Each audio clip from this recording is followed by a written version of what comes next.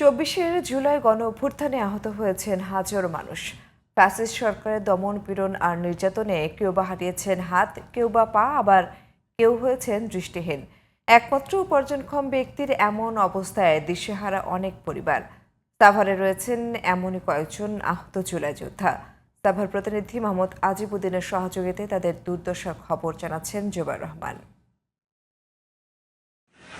Police আমাকে একটা ছেলে একটা পুলিশের ইটা দিয়েছে, তা পুলিশ দৌড়ে আমাকে এই দোকানের ভিতরে আইসি দৌড়ে গুলি করছে। গুলি করাতে আমার বারাত খারাই থেকে করে ইচ্ছা মতো গুলি করছে। আমরা 3 জন ছিলাম ঘরের ভিতরে, আমাকে দোকানের ভিতরে 2 জন মারা গেছে। আমার আল্লাহ বাঁচায় রাখছে। তাতে প্রায় 10 দিন ছিলাম মেডিকেল।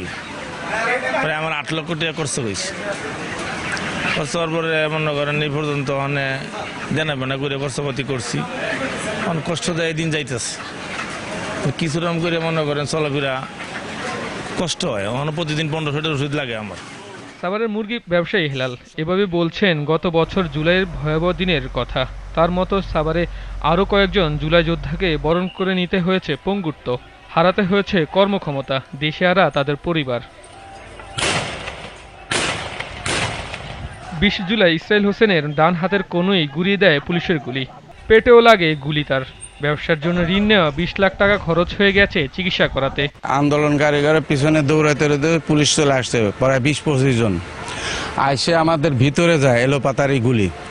আমরা বলছি যে ভাই আমাদেরকে গুলি করেন না, আমরা ব্যবসায়ী, চাবি দেখাইছি, টাকা দেখাইছি, হ্যাঁ তাও মানলো না। সরাসরি শ্যুট করে দিল। শ্যুট করে দিলে তখন আমার এই হাত পুরাটাই একবারে ছিন্ন বিচ্ছিন্ন হয়ে গেল, হাড্ডি বের হয়ে গেছিল, আবার পেটে লাগছিল, ওখান থেকে ছুটে আমার এই পেটে লাগে। শহীদ ও আহত পরিবারের সহায়তায় সার্বক্ষণিক পাশে থাকার কথা জানান সাভারের উপজেলার এই নির্বাহী কর্মকর্তা।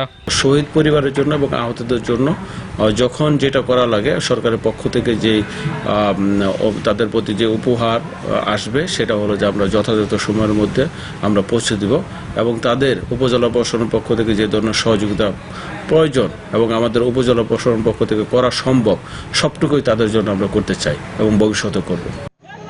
Jubair Rahman, GTV news.